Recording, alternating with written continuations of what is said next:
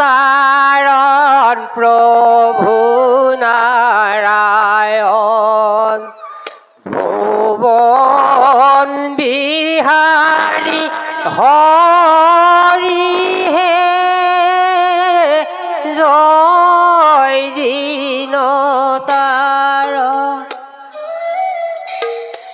আমি হবে অতি হীন মূর্খ জাতি, আমি হবে অতি হীন মূর্খ জাতি, কৃপা বিতৰণ কৰিবাহে জয় দীন তাৰণ। দীনহীন জানি ৰাখা চক্ৰপাণি, দীনহীন জানি ৰাখা চক্ৰপাণি, আমিও তোমাৰ দাসহে জয় দীন তাৰণ প্ৰভু নাৰায়ণ ভুবন বিহাৰী হৰি হে জয় দীন তাৰণ। নাৰায়ণ নাৰায়ণ নাৰায়ণ। মহাৰাজ ধৃতৰাষ্ট্ৰ, দেৱৰ্ষি তুমি ইয়াতেই বহি নাৰায়ণক একাগ্ৰতাৰে চিন্তা কৰা। নাৰায়ণ সন্তুষ্ট হ'লে তোমাৰ মনোবাঞ্ছা পূৰ্ণ কৰিব। এতিয়া তুমি ইয়াতে বহি নাৰায়ণক অধ্যয়ন চিন্তা কৰা। ভালে দেৱৰ্ষি।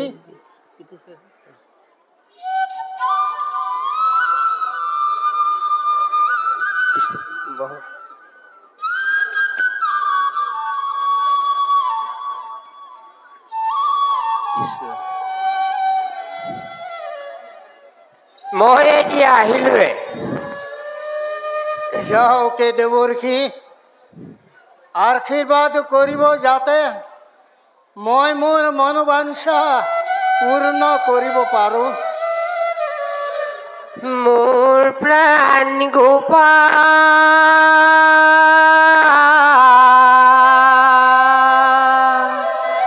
দীনবন্ধু নাৰায়ণ, মোৰ প্ৰাণ গোপাল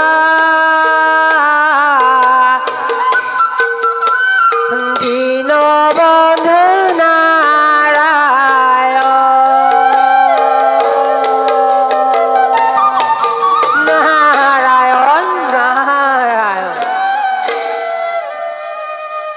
জয় নাম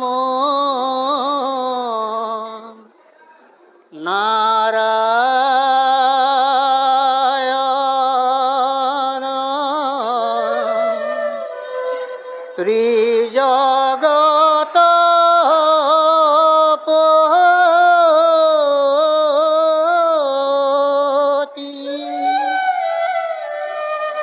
তোজো শরণত মোরা হস্র প্রণতি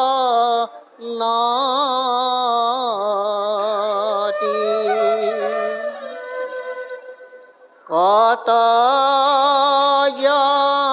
জন্মরে পুণ্য ফলে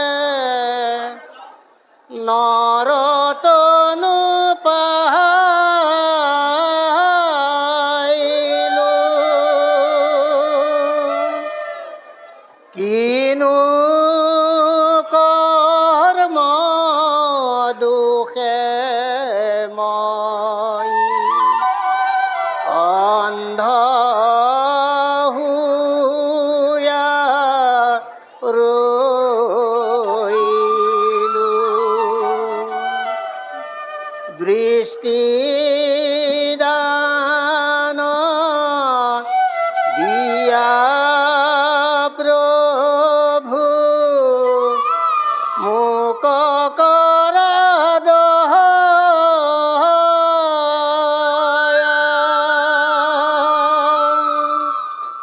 দৃষ্টি বিনে নাহি মোর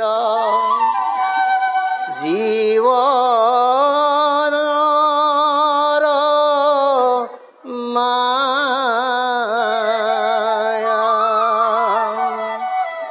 দৃষ্টি বিনে নাহি মোর জীবন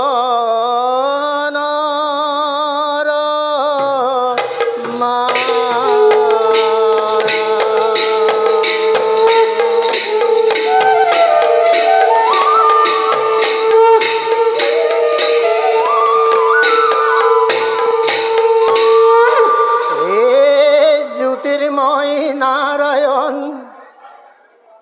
হে মোর আরাধ্য দেবতা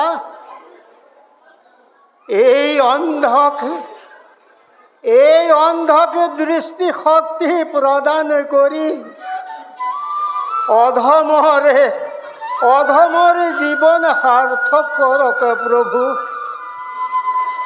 শক্তি থকা জনৰ যদি দিগ্বিজয়ৰ সামৰ্থ্য নাথাকে তেন্তে প্ৰভু সেইজনৰ জীৱনৰে যন্ত্ৰণা কিমান দুখ হ'ব পাৰে তাক চাগৈ আপুনি নিশ্চয় উপভোগ কৰিছে প্ৰভু। হে প্ৰভু মোক দৃষ্টিশক্তি প্ৰদান কৰি পুনৰবাৰ কুৰুবংশৰে শক্তি পৰিচয় দিবলৈ মোক এটি সুযোগ দিয়ক প্ৰভু। নহ'লে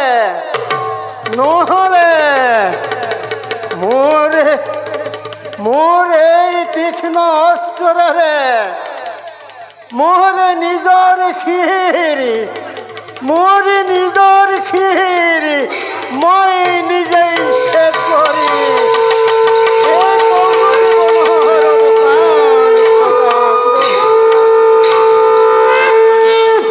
ধৃতৰাষ্ট্ৰ প্ৰভু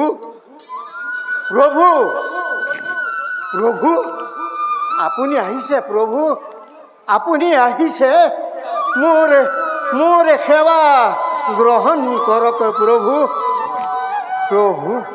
উঠা ধৃতৰাষ্ট্ৰ। প্ৰভু মই তোমাৰ তপস্যাত সন্তুষ্ট হৈছোঁ। মই তোমাক দৃষ্টিশক্তি প্ৰদান কৰিম। প্ৰভু মোক আপুনি দৃষ্টিশক্তি প্ৰদান কৰিব। মই তেন্তে দৃষ্টি পাম প্ৰভু। মই পৃথিৱীৰ শোভা সৌন্দৰ্য দেখিবলৈ পাম প্ৰভু। মই দিগ্বিজয়ী কৰিবলৈ যাব পাৰিম প্ৰভু। তেন্তে বিলম্ব নকৰিব প্ৰভু। বিলম্ব নকৰি মোক আপুনি দৃষ্টিশক্তি প্ৰদান কৰক প্ৰভু। ধৃতৰাষ্ট্ৰ কোৱা, তোমাক কিমান দিনৰ কাৰণে দৃষ্টিশক্তিৰ প্ৰয়োজন? ইমান দিনৰ বাবে প্ৰভু মাত্ৰ 4 মাহৰ কাৰণে মোক দৃষ্টিশক্তি প্ৰদান কৰক প্ৰভু। মাত্ৰ 4 মাহৰ কাৰণে? হয় প্ৰভু, মোক মাত্ৰ 4 মাহৰ কাৰণে দৃষ্টিশক্তি প্ৰদান কৰি মোৰ এই অন্ধকাৰ বন্ধনৰ পৰা মোক মুক্ত কৰক প্ৰভু। মোক মুক্ত কৰক। তথাস্তু ধৃতৰাষ্ট্ৰ।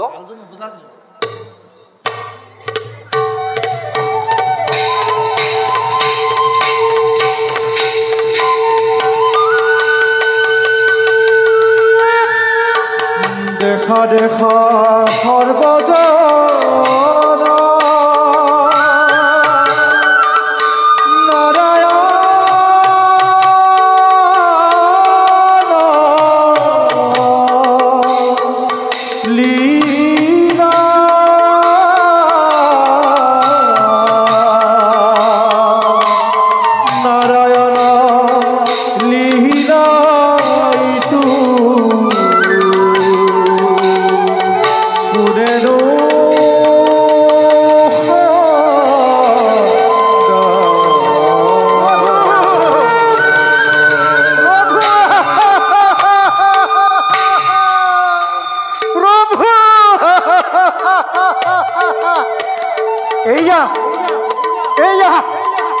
এয়া মই দেখিছো, এয়া মই সকলো দেখিছো, এয়া মই পৃথিৱীৰ মনোমোহা শোভা সৌন্দৰ্য দেখিবলৈ পাইছো।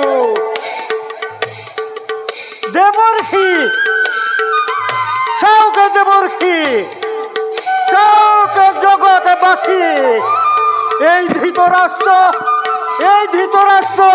জন্মান্ধ নহয়, এই ধৃতৰাষ্ট্ৰ জন্মান্ধ নহয়। প্ৰভু প্ৰভু মোক এই কৰোণা কৰাৰ বাবে মই তোমাৰ চৰণত শতকৌটি প্ৰণিপাত জনাইছো প্ৰভু। পিতা পিতা পিতা, তুমি আৰু দুখ কৰিব নালাগে পিতা, তুমি আৰু দুখ কৰিব নালাগে। মই দিগ্বিজয় কৰিবলৈ যাব পাৰিম পিতা, মই দিগ্বিজয় কৰিবলৈ যাব পাৰিম পিতা। দেখক জগতে এই ধৃতৰাষ্ট্ৰৰ পৰাক্ৰম কিমান। পিতা পিতা পিতা পিতা পিতা পিতা,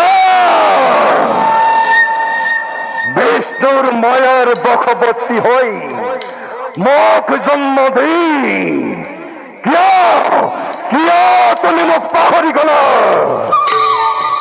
আজি যদি তুমি মোকে মোৰ ৰাজ্যত অশান্তিৰ কাৰণ জনাই নিদিয়া, তেনেহলে মই ব্ৰহ্মকুল দেৱকুল সমুলঞ্চে ধ্বংস কৰিম। গজকেতু কোন? পিতৃদেৱ, মোৰ প্ৰণিপাত কৰিব গ্ৰহণ। বৎস পিতৃদেৱ, পাপৰ ফলত জন্ম লাভ কৰি মই কি এনে পাপ কৰিলো যাৰ কাৰণে মোৰ ৰাজ্যত ইমান শান্তি? মই তাকেই ক'বলৈ আহিছো গজকেতু, তাৰ বাবে তই চৰম ত্যাগ কৰিব লাগিব। ত্যাগ? মই সদায় প্ৰস্তুত তাৰ বাবে, মাত্ৰ ব্যক্ত কৰক কি কৰিলে গজকেতু ৰাজ্যতে শান্তি ঘূৰি আহিব?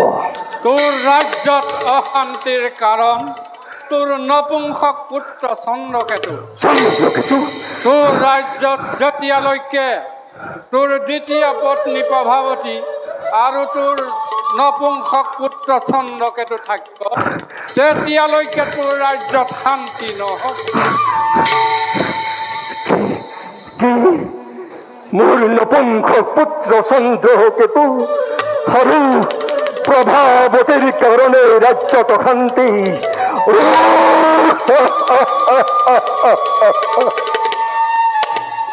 কি দাৰুণ কথা মই শুনিলো আজি। হে প্ৰভু, মই কি কৰিম এতিয়া, কি কৰিম? হাতত ঢোল সোমালে কোনেও হাতখন কাটি নেপেলায়, বৰং ঢোলডালহে উলিয়াই পেলাই মই এতিয়া আহিলো। হাতত ঢোল সোমালে ঢোলডাল উলিয়াই পেলাই হাতখন কাটি নেপেলাই। হাতত ঢোল সোমালে ঢোলডাল উলিয়াই পেলাই হাতখন কাটি নেপেলাই। মই বুজিছো। হে পিতৃদেৱ, মই আপোনাৰ আদেশ আখৰে আখৰে পালন কৰে। প্ৰভাৱতী,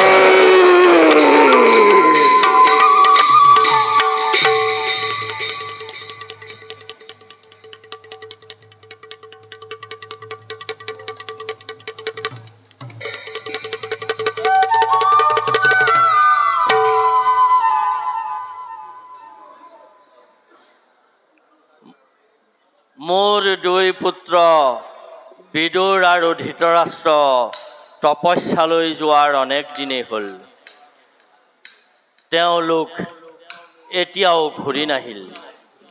মোৰ অধিক চিন্তা ধৃতৰাষ্ট্ৰক লৈহে। তেওঁ যদি সঁচাকৈয়ে এইবাৰ দৃষ্টিশক্তি ঘূৰাই নাপায়, তেনেহ'লে তেওঁ আৰু জীয়াই থকাৰ বাসনা হেৰুৱাই পেলাব। হে প্ৰভু অনন্ত নাৰায়ণ, তোমাৰ চৰণত মোৰ শতকোটি প্ৰণিপাত। মোৰ পুত্ৰদ্বয়ৰ মনোবাঞ্ছা পূৰ্ণ কৰা প্ৰভু। পিতা, অধম পুত্ৰৰ সেৱা গ্ৰহণ কৰক পিতা। উঠা বিদুৰ, তুমি আহিলা? কেৱল অহাই নহয় পিতা, মই সাধনাত সিদ্ধি লাভ কৰি আহিছোঁ। চাওক, মোৰ হাততে নাগ ৰক্ষা ধনু। মোৰ সাধনাত তুষ্ট হৈ নাৰায়ণে মোক এই ধনু প্ৰদান কৰিলে পিতা। এতিয়া আজীৱন মই দিগ্বিজয় কৰি ফুৰিব পাৰিম। পিতা, দাদা ধৃতৰাষ্ট্ৰ ক'ত? দেৱঋষি নাৰদৰ পৰামৰ্শ মতে দৃষ্টি লাভৰ কাৰণে শ্ৰীনাৰায়ণক সন্তুষ্ট কৰিবৰ বাবে ধৃতৰাষ্ট্ৰ অৰণ্যলৈ গৈছে। তেওঁ এতিয়াও ঘূৰি অহা নাই পুত্ৰ। নাই পিতা, তেনেকৈ আমি কেতিয়াও উচিত হোৱা নাই। দাদাৰ নিশ্চয় কিবা বিপদ ঘটিব পাৰে। পিতা, মই এতিয়াই দাদাক বিচাৰি যাওঁ। পিতা, পিতা, পিতা, দাদা, পিতা, তোৰ শৰণ তোৰ মোৰ প্ৰণিপাত পিতা। উঠা পুত্ৰ ধৃতৰাষ্ট্ৰ। দাদা, ভাই, দাদা, ভাই বিদুৰ, দাদা, ভাই বিদুৰ, দাদা, তুমি আৰ অৰণ্যলৈ যাব নালাগে ভাই। পিতৃদেৱ, পুত্ৰ মই বৃক্ষৰে আবৃত ঘোৰ অৰণ্যৰ পৰাই নহয়, মই অন্ধকাৰ অৰণ্যৰ পৰাও ওলাই আহিলো পিতৃদেৱ। দাদা, মই প্ৰভু নাৰায়ণৰ কৃপাত দৃষ্টিশক্তি লাভ কৰিলো পিতৃদেৱ। সঁচাকৈ তুমি দৃষ্টিশক্তি লাভ কৰিলা? সঁচা, সঁচা পিতা, সঁচা, সঁচা ভাই। দাদা, সঁচাৰে আপুনি দৃষ্টিশক্তি লাভ কৰিলে? হয় ভাই, মই ইমান দিনৰ মূৰত আজি মই এই পিতৃদেৱৰ চৰণ যুগলে দেখিবলৈ পাইছোঁ। পিতৃদেৱৰ এই মনোমোহা মুখৰ সৌন্দৰ্য দেখি মই সঁচাকৈ বৰ আনন্দিত হৈছোঁ ভাই। ভাই, দাদা, তোমাৰ হাতত এখন সুন্দৰ কি ধনু ভাই? দাদা, মোৰ তপস্যাত সন্তুষ্ট হৈ নাৰায়ণে মোক এই নাগ ৰক্ষা ধনু প্ৰদান কৰিলে। ভাই, এতিয়া আৰু কোনো চিন্তা নাই দাদা, আমি গোটেই জীৱন দিগ্বিজয় কৰিব ফুৰিব নাই পাৰিম। নাই ভাই, নাই, মই প্ৰভু নাৰায়ণৰ পৰা মাত্ৰ 4 মাহৰ কাৰণেহে মই দৃষ্টিশক্তি লাভ কৰিছোঁ ভাই। পুত্ৰ, হয় পিতা, তুমি 4 মাহৰ কাৰণেহে দৃষ্টিশক্তি লাভ কৰিছা হয় পুত্ৰ? পিতৃদেৱ, মোক যেতিয়া নাৰায়ণে কিমান দিনৰ বাবে দৃষ্টিশক্তি দিব লাগিব বুলি সুধিছিল, মই তেতিয়া একো নিচিন্তাকৈ অকস্মাতে মাত্ৰ 4 মাহৰ কাৰণে দৃষ্টিশক্তি প্ৰদান কৰিব বুলি প্ৰভুৰ চৰণত প্ৰাৰ্থনা ধৰিলোঁ। কি দাদা? হয় ভাই, মই প্ৰভুৰ চৰণত মাত্ৰ 4 মাহৰ কাৰণেহে দৃষ্টিশক্তি বিচাৰিলোঁ। হে প্ৰভু নাৰায়ণ, তোমাৰ অপাৰ মহিমা। পুত্ৰ, পিতৃদেৱ, জন্মৰ পৰাই তুমি অন্ধ আছিলা। হয় পিতৃদেৱ, এতিয়া 4 মাহৰ বাবেওতো তুমি যি দৃষ্টিশক্তি লাভ কৰিছা, কওক। এই সময়খিনিত তুমি মানৱ কল্যাণৰ কাৰণে খৰচ কৰিব লাগিব আৰু দিগ্বিজয় কৰি পৃথিৱীত শান্তি প্ৰতিষ্ঠা কৰিব লাগিব পুত্ৰ। পিতৃদেৱ, এই অমূল্য সময়ৰ মই এক ক্ষণো অপচয় কৰিব বিচৰা নাই। কওক পিতৃদেৱ। তদু আজ্ঞা পালনৰ হেতু মই ৰাজি আছো পিতৃদেৱ। এই 4 মাহৰ ভিতৰতে তুমি দিগ্বিজয় কৰি গজকেতু আৰু ত্ৰিশিৰা দৈত্যক তুমি বধ কৰিব লাগিব। ত্ৰিশিৰা গজকেতু? কোন ত্ৰিশিৰা গজকেতু? কওক পিতৃদেৱ, ত্ৰিশিৰা আৰু গজকেতু কোন?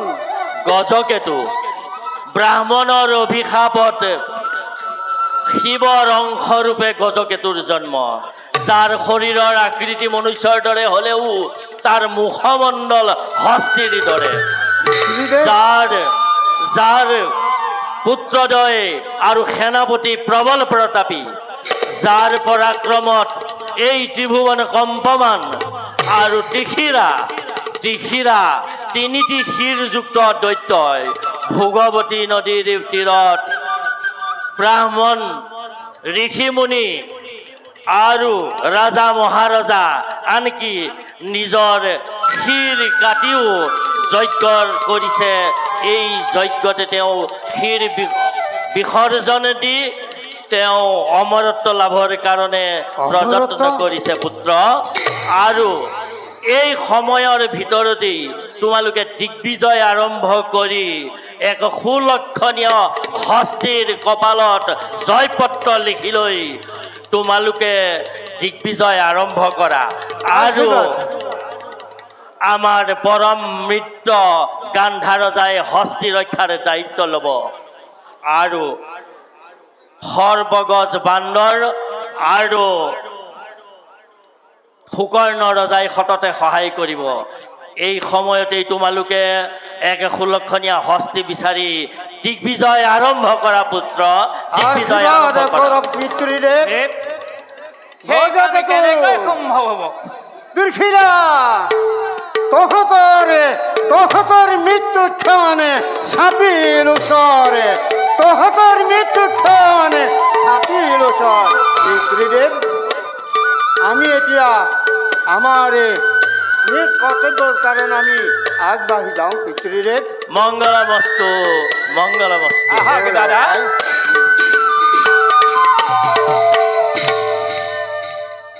ময়ো যাওঁ বিশ্ৰামৰ হেতু।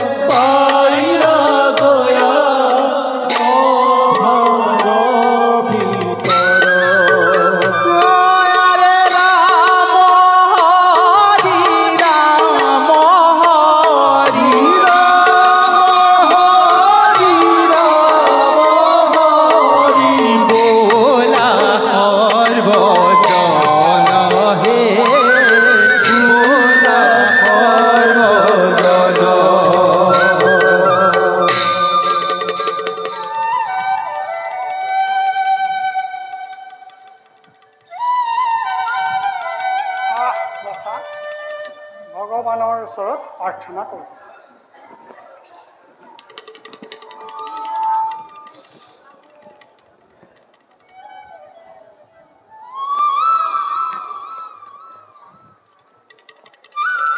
ব'লা বাছা, এতিয়া আমি অন্তঃপুৰলৈ যাব লাগিব। বল কাই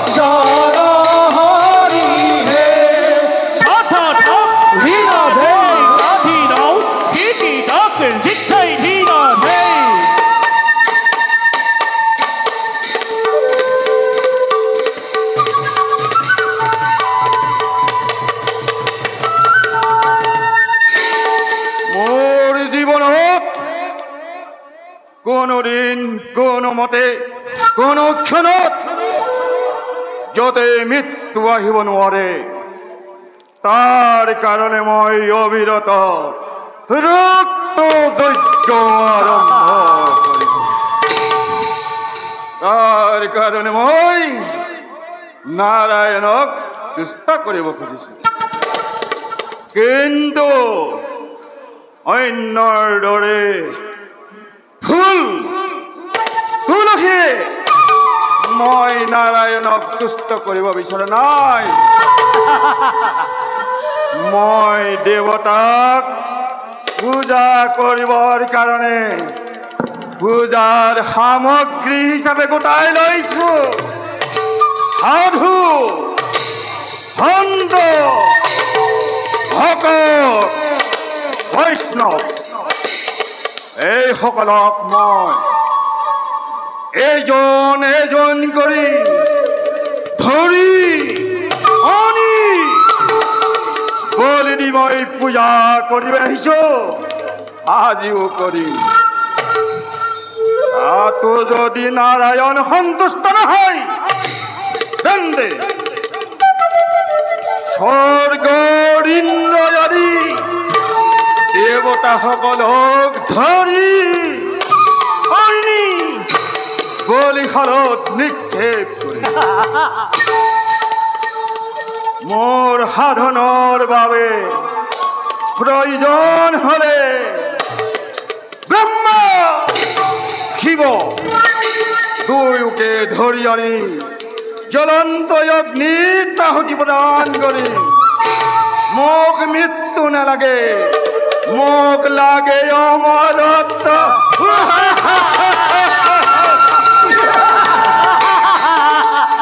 মোক লাগে অমৰত্ব।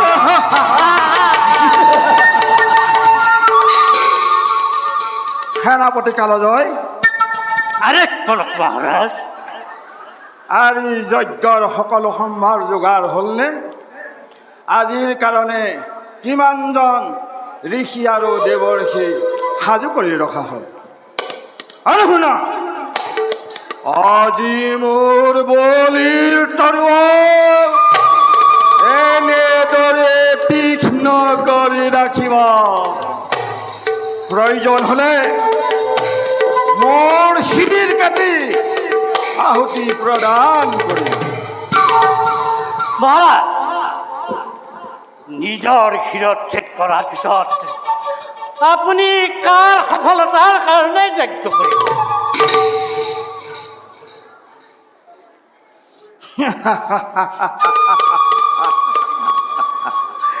সেনাপতি কালজয়, মোৰ মহিমা তুমি আজিও নুবুজিবা। মোৰ এই 3টা শিৰৰ 2টা শিৰ কাটি দিলেও মোৰ মৃত্যু নহয়। আৰু শুনা, মই যজ্ঞত থকাৰ সময়ত ৰাজ্যৰ সমস্ত দায়িত্ব মই তোমাৰ ওপৰত অৰ্পণ কৰিম। হয়, এটা কথা মনত ৰাখিবা, বাহিৰৰ শত্ৰুৰ আক্ৰমণতকৈ ৰাজ্যত ভিতৰি ভিতৰি জ্বলি উঠা অশান্তিয়ে ৰাজশক্তিক দুৰ্বল কৰে। এই অশান্তি দূৰ কৰাৰ দায়িত্ব তোমাৰ ওপৰত ন্যস্ত কৰিলো। হয় মহাৰাজ। এতিয়া বলা,